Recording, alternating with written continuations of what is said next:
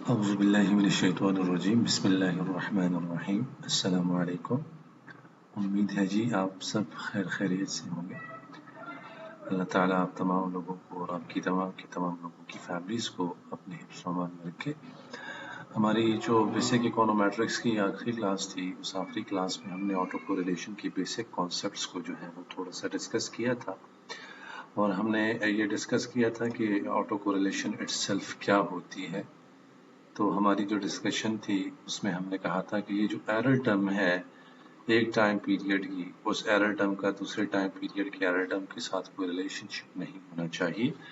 अगर ये correlation exist करता है तो this is an indication of the problem of auto correlation, और अगर ये रिलेशनशिप एग्जिस्ट नहीं करता तो it would not be the indication of problem of auto correlation. इस बुनियादी चीज़ को जो है वो हमने डिस्कस करने के बाद मार्केट एफिशिएंसी के कॉन्टेक्स्ट में इसकी इम्प्लीकेशंस को डिस्कस किया था गोल्ड प्राइसेस की एग्जांपल को लेके, और फिर लेटर ऑन हमने ये भी डिस्कस किया था कि ये 8 मेजर रीजंस हैं, starting from inertia followed by specification biasness और लैग्स का प्रेजेंट होना और डेटा का मैनिपुलेट करना और डेटा की ट्रांसफॉर्मेशन और नॉन स्टेशनैरिटी का प्रेजेंट होना टाइम सीरीज डेटा में।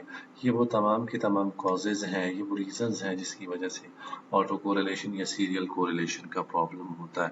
तो इन दो एरियाज के ऊपर हम डिटेल्ड डिस्कशन जो है वो ऑलरेडी कर चुके हुए हैं।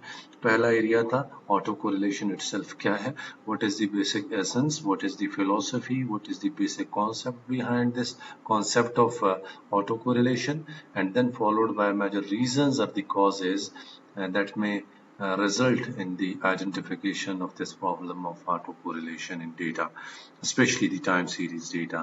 तो आज के सेशन में जो है हमने जो detection of the auto correlation है उसके ऊपर बात करनी है। ये हमारा ऑटो कोरिलेशन के कॉन्टेक्स्ट में तीसरा एरिया है, और देन फॉलोड बाय हमने डिटेक्शन जब कर लेंगे तो डिटेक्शन के बाद हमने इसकी रेमेडीज की तरफ जाना है जो कि हमारा चौथा एरिया होगा, और उस चौथे एरिया को डिस्कस करने के साथ ही हमारा ऑटो कोरिलेशन का जो थीम है, जो कॉन्सेप्ट है, वो वाइंड अप हो जाएगा chapter number 12 of the book of econometrics और गुजराती। जो बुनियादी टेक्निक आज के सेशन में हमने डिस्कस करनी है वो है रन्स टेस्ट। जैसे हमने कहा कि जी हमें जो है वो एरर टर्म्स जो हैं over a period of time, different time periods की एरर टर्म्स को हमने जो है वो असेस करना है और उसका रिलेशनशिप डिटरमिन करना है। तो हम क्या करेंगे, हम पहला टेस्ट जो है उसको समझने की कोशिश करते हैं। जो रन्स टेस्ट है वो हमें गाइड करेगा कि प्रॉब्लम जो है वो ऑटो कोरिलेशन का मौजूद है या नहीं। एक चीज जो हमने पिछले सेशन में भी डिस्कस की थी वो ये थी कि हमें पॉपुलेशन का जो एरर टर्म है वो नहीं पता। हम सैंपल के एरर टर्म को कैलकुलेट करते हैं आफ्टर एस्टिमेशन, और एस्टिमेट करने के बाद जो है वो हम उस error term of the sample को, जो कि estimated error term of the sample है, उसको कंसिडर करते हैं as a proxy of the error term of the population. So for that purpose हमने यहाँ पे तीसरा वेरिएबल एरर टर्म के नाम से, रेसिड्यूज के नाम से सेव करना है। तो उसके लिए पहला स्टेप जो फॉलो करना है, हम OLS की रिग्रेशन चलाएंगे, डिपेंडेंट वेरिएबल और इंडिपेंडेंट वेरिएबल। ओके, ये एनालिसिस हो गया। तो यहाँ से दूसरे से तीसरा वेरिएबल मैं यहाँ सेव करूंगा तो रेसिड्यूल्स हमारे पास आ जाएंगे। You hat residuals from model number 1। तो ये यू हैट हमारे पास आ गया हुआ है। इस यू हैट को अब हमने देखना है। तो आप देखेंगे यहाँ पे आपको एक चीज नजर आ रही है। देखिए 1959 से लेके 1967 तक जितनी एरर टर्म्स हैं ये सारी नेगेटिव वैल्यूज हैं, फॉलोड बाय 1968 से लेके, और फिर अगर हम चलते जाएं तो 1988 तक सारी पॉजिटिव वैल्यूज हैं, और फिर 1989 से लेके 1998 तक सारी नेगेटिव वैल्यूज हैं। तो ये जो रन्स टेस्ट है ये हमें क्या गाइड करता है, हमने ये जो सिग्नेचर्स है ना, साइंस, इनको देखना है। देखें पहले माइनस के साइंस कितनी ऑब्जर्वेशन तक चलते हैं, 1 2 3 4 5 6 7 8 9 माइनस के साइंस आते हैं। Then followed by certain number of positive signs जो 1988 तक जाते हैं, और 1989 से लेके 1998 तक नेगेटिव साइंस जाते हैं। हमने यहाँ से समझना ये है कि ये नेगेटिव साइन है, तो आप देखें यहाँ पे आपको नजर आती है ये नेगेटिव नेगेटिव नेगेटिव साइंस है, followed by certain positive signs of all of the other terms, then followed by certain negative signs. ये 3 रन्स बनेंगे। पहला रन कौन सा है? First run is negative run, ये इतनी ऑब्जर्वेशंस का है। Then followed by positive runs, वो 88 तक आता है, 1988 तक, और फिर देन फॉलोड बाय एक नेगेटिव रन। तो यहाँ पे हमें 3 रन्स नजर आते हैं। मैं सिग्नेचर्स या साइंस की बुनियाद पे फैसला कर रहा हूँ, ना कि टोटल नंबर ऑफ ऑब्जर्वेशंस की बुनियाद पे। जहाँ पे जाके सिग्नेचर चेंज होता है, साइन चेंज होता है, नेगेटिव से पॉजिटिव में हुआ, तो ये जहाँ तक नेगेटिव है, ये नेगेटिव वाला सारा पोर्शन 1 रन है, 1 negative run followed by 1 positive run and then followed by 1 negative run। तो इसकी एग्जांपल में हमें 3 रन्स नजर आते हैं। सो हमने क्या करना है, रन्स टेस्ट हमें कहता है we have to notice that we have several residuals that are negative, then there are several series of positive residuals and there are several residuals that are negative as well। उसके बाद फिर positive हो सकते हैं, फिर negative हो सकते हैं, and list goes on in context of the required number of जो हमारी observations हैं जितनी भी होंगी उसके accordingly। So if these residuals were purely random, could we observe such pattern? It seems unlikely। The intuition can be checked by so-called run tests, sometimes also known as theory test in non-parametric test or approach। हमने इस trend को जो हमने यहाँ से observe किया in the form of जो हमारा ट्रेंड है, इसको हम to be on safe side में एक प्रैक्टिस कर लेता हूँ। मैं इसका टाइम सीरीज प्लॉट ड्रॉ कर लेता हूँ।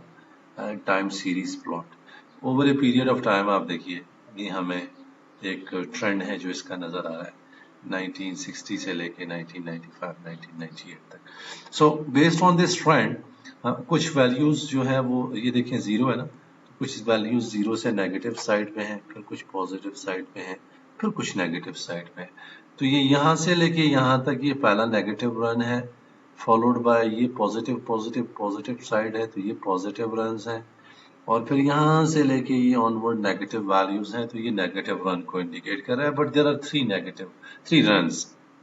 अगर चौथा रन भी होता ना, तो इसमें ये वैल्यू यहाँ से जाती, यहाँ कट करती, तो ये तीसरा रन कंप्लीट होता पॉजिटिव और ऊपर की तरफ ही जाता, तो सॉरी ये तीसरा नेगेटिव रन यहाँ तक आके कंप्लीट होता और फिर यहाँ से ऑनवर्ड पॉजिटिव रन शुरू हो जाता, तो वो चौथा रन हो जाता। लेकिन in this example we have only 3 runs available to us.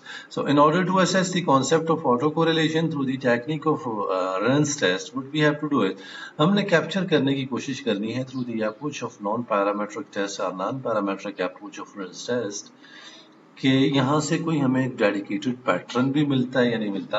Can we infer something out of this entire pattern और नॉट। तो अगर हम इसको इससे पैटर्न ऑब्जर्व कर सकते हैं, तो इसका मतलब होगा there is a problem of auto correlation, कि कोई सिस्टमैटिक पैटर्न हमें मिल रहा है। अगर हमें पैटर्न नहीं मिलता, so we would assume that there is no problem of auto correlation. So हमने इसकी बुनियाद पे जो है वो यहाँ से रन्स टेस्ट को देखना है। तो हमने पहली चीज रन्स टेस्ट में क्या समझी, हम पॉजिटिव और नेगेटिव रन्स को देख लेंगे। वो हमने देख ली, पॉजिटिव और नेगेटिव रन्स को हम कैसे ऑब्टेन करते हैं। After obtaining these positive and negative runs, what we have to do is हमने टोटल नंबर ऑफ ऑब्जर्वेशंस देखनी है कितनी होगी। तो टोटल नंबर ऑफ ऑब्जर्वेशंस अगर आप यहाँ पे देखें, तो मैंने अगर मॉडल एस्टिमेट किया, इस एस्टिमेशन में इसने बाय डिफॉल्ट रिपोर्ट की है टोटल 40 ऑब्जर्वेशंस है। So total number of observations 40 हैं। अब इन 40 ऑब्जर्वेशंस में से आप देखें 1 2 3 4 5 6 7 8 9 ये नेगेटिव रन्स हैं। तो देखें यहां से हमने दूसरा काम क्या करना है, N1 number of positive symbols that is positive residuals, और फिर number of negative symbols that is negative residuals, और R number of runs. Number of runs यहाँ पे कितने हैं, नेगेटिव पॉजिटिव फिर नेगेटिव, 3 रन्स हैं। 3 number of runs in this example. N1 number of positive symbols, N1 number of positive symbols कितने हैं, देखिए मैं काउंटिंग शुरू करता हूँ। स्टार्टिंग फ्रॉम 1968 1 2 3 4 5 6 7 8 9 10 11 12 13 1988 से 68 ये 20 के करीब ऑब्जर्वेशंस बनती हैं।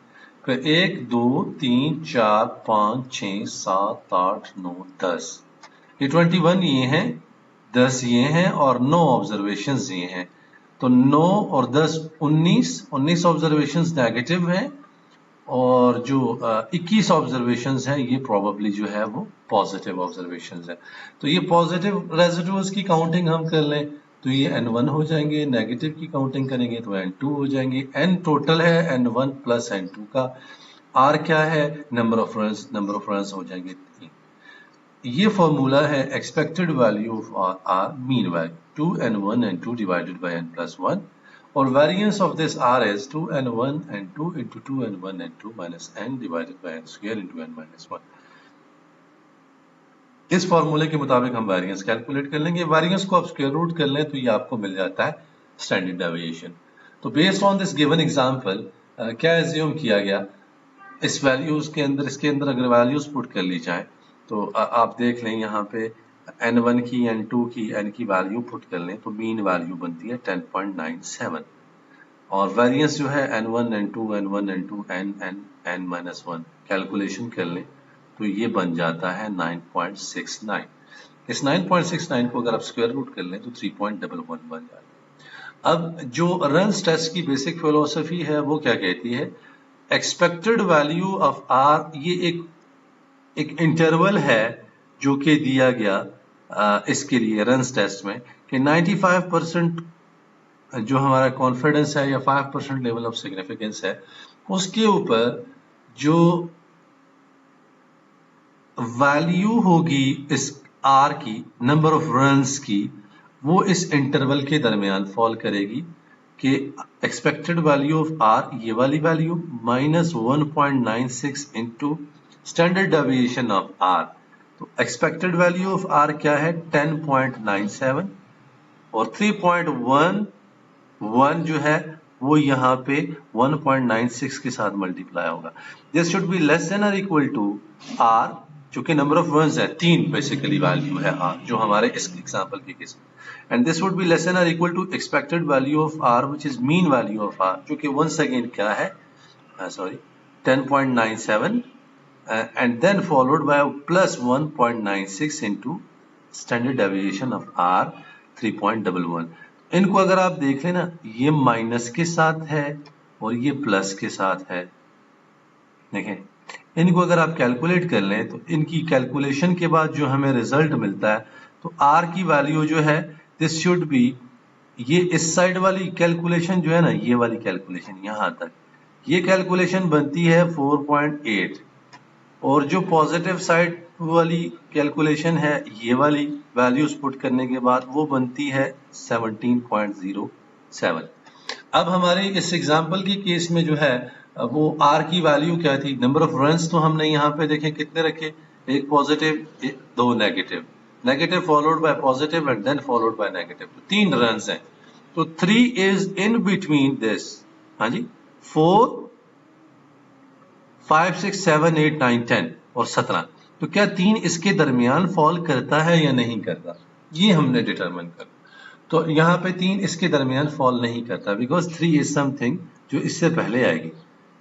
तो अब हमने क्या करना है, बेस्ड ऑन दिस अंडरस्टैंडिंग हमने इस इंटरवल की एस्टिमेशन की बुनियाद पे नंबर ऑफ रन्स हमें गिवन केस में हमने खुद मैनुअली काउंट किए। सो डसिंगन रूल क्या होगा, do not reject the null hypothesis of randomness with 95% confidence if R the number of runs lies in preceding confidence interval.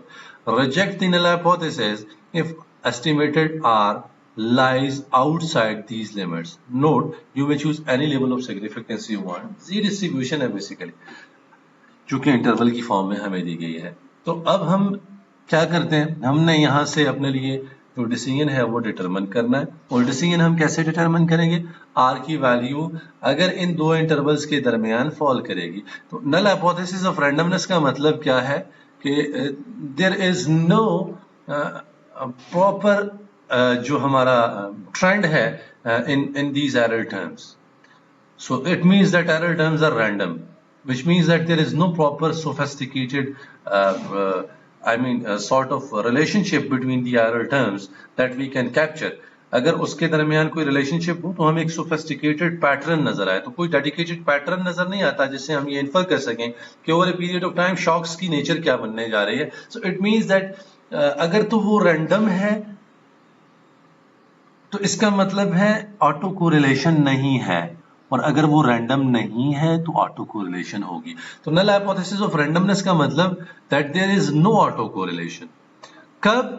once there would be no autocorrelation once we will be in a position that the number of runs lies in the preceding interval. इन दो के दरमियान fall करे ना तो auto correlation नहीं होगी, इनके बाहर फॉल करे तो ऑटो कोरिलेशन होगी. This is the simplest technique, the decision rule that we can use. So this is the basic level of very basic technique that we can use for the purpose of identification of the sense of autocorrelation out of this data. So this is all about this technique which is Run's test. तो ये पहली technique है जो हमें guide करेगी. So my request to all of you would be to go through the tables of chapter number 12. आप देखिए chapter number ये एग्जाम्पल जो है जिसको हमने सॉल्व किया, दिस इज चैप्टर टेबल 12.4. अब 12.4 के बाद देखिए 12.7, 12.8, 12.9. तो ये तीन एग्जाम्पल्स जो है ये आप देख सकते हैं. इन तीन एग्जाम्पल्स को आप इसी रन्स टेस्ट के अप्रोच के अकॉर्डिंगली आप पहले रेग्रेशन रन कर लें, यू हैड को सेव कर लें रेसिडुअल्स को आफ्टर ऑब्टेनिंग OLS एस्टिमेट्स, और फिर उसके बाद आप इनको ज़रा थोड़ा सा टेस्ट करें with the technique of runs test कि क्या वाकई में जो है वो रन्स टेस्ट हमें सजेस्ट करता है that there is a problem of auto correlation it or not. So that is all about the basic philosophy or the approach of Run's test. तो ये जो रिकॉर्डेड वर्जन है दैट वुड बी अवेलेबल इंशाल्लाह online at your portal. आप इसको वहाँ से access भी कर सकते हैं. Any one of you if having any question pertaining to this concept of Run's test that we can use for the purpose of detection of problem of autocorrelation in time series data, तो आप kindly approach कर सकते हैं. I would be more than happy to respond your queries pertaining to this concept of Run's test and autocorrelation as well as the rest of the lectures that has been uploaded on portal. Thank you very much. अपना ख्याल रखिएगा. इंशाल्लाह हम अगले session में एक और technique of auto correlation की डिटेक्शन जो है उसके लिए यूज होती है उसके साथ इंशाल्लाह दोबारा हाजिर होंगे. अल्लाह ताला आप तमाम लोगों का हामी नासिर हो. अस्सलामु अलैकुम. अल्लाह हाफिज.